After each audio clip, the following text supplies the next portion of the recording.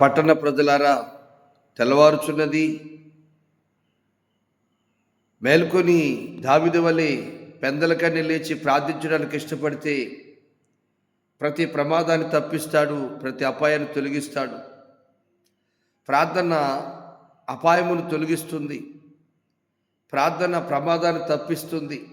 కీర్తనకారుడు అంటున్నాడు, 20వ కీర్తనలో చూస్తే, ఆపత్కాలమందు యెహోవా నీకు ఉత్తరమిచ్చునుగాక, యాకోబు దేవుని నామము నిన్ను ఉద్ధరించునుగాక, పరిశుద్ధ స్థలములో నుండి ఆయన నీకు సహాయము చేయునుగాక, సియోనులో నుండి నిన్ను ఆదుకొనుగాక. Praise the lord. ఈ ఉదయకాల సమయంలో ఎంత గొప్ప ఆదరణ కలిగే మాట్లాడండి. ఆపత్కాలమందు యెహోవా నీకు ఉత్తరమిచ్చునుగాక. నువ్వు ఎప్పుడైతే ప్రార్థన చేస్తావో, నువ్వు ఎప్పుడైతే మొరపెడతావో దేవుడు నీకు ఉత్తరమిస్తాడు, దేవుడు నీకు సహాయం చేస్తాడు. ఆపదలో ఆనందములో నిన్ను విడువని వాడు, వ్యాధిలో బాధలో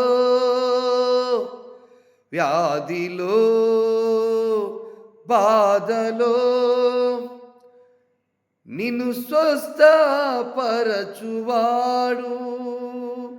మేలు కోరినను గాయపరచును, గాయములు తానే కట్టును. మేలు కోరినను గాయపరచును, గాయములు తానే కట్టును. అన్ని వేళల నన్నాదరించువాడు, అన్ని వేళల నన్నాదరించువాడు, నా ప్రియ స్నేహితుడు, నా ప్రాణహితుడు, నమ్మకమైన నా స్నేహితుడు, నా ప్రభు యేసుడు.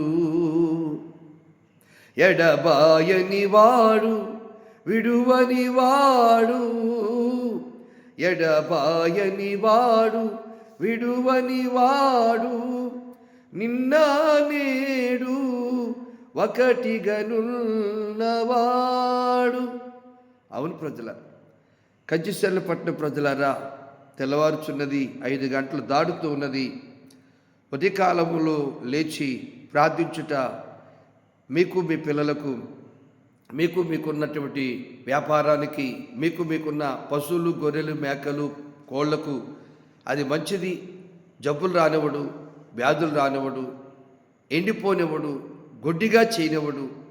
కాబట్టి మీ వ్యాపారాలు దీవించబడాలన్నా, మీ పశువులు, గొర్రెలు, మేకలు, కోళ్ళు దీవించబడాలన్నా, మీ భూపంటలు అభివృద్ధి చెందాలన్నా, ఎవ్రీడే ప్రతిరోజు పెందలకన్ని లేచి ప్రార్థన చేయడానికి ఇష్టపడండి ప్రజలారా. పాపాన్ని విడిచిపెట్టండి, ప్రార్థన చేయండి. పాపము కీడు తెస్తుంది, ప్రార్థన మేలు తెస్తుంది. పాపము శాపం తెస్తుంది, ప్రార్థన ఆశీర్వాదం తెస్తుంది. పాపము వ్యాధిని తెస్తుంది, ప్రార్థన ఆరోగ్యాన్ని తెస్తుంది.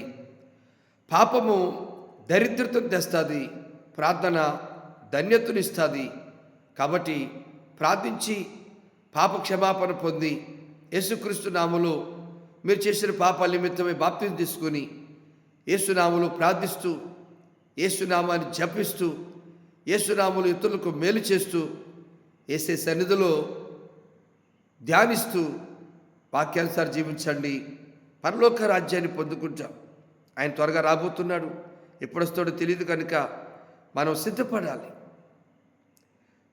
ఆయన ఎదుర్కోవడానికి సిద్ధపడాలి. లేకపోతే విడవబడతాం, ఎత్తబడి గుంపులకు వెళ్ళలేం. విడవబడి గుంపులో ఉంటే మహాశ్రమ.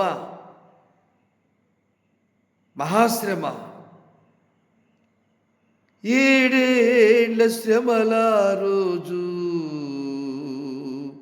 పాపులంతా ఏడ్చే రోజు, అదే ఆ రోజు, యేసయ్య ఉగ్రత రోజు, 7 ఏళ్ల శ్రమల రోజు, పాపులంతా ఏడ్చే రోజు, ప్రార్థించేవారు ఏడ్చే రోజు కాదు. పాపులంతా అయ్యో అయ్యో అయ్యో అని రొమ్ము కొట్టుకొని నెత్తినోరు బాదుకొని ఏడ్చే రోజు రాబోతున్నది. కనుక ఆ ఉగ్రతలో నీవు ఉండకుండా ఉండాలంటే పెందలకన్నే లేచి ప్రార్థించటం నేర్చుకో. పరిశుద్ధ గ్రంథాన్ని తెరిచి చదవటం నేర్చుకో.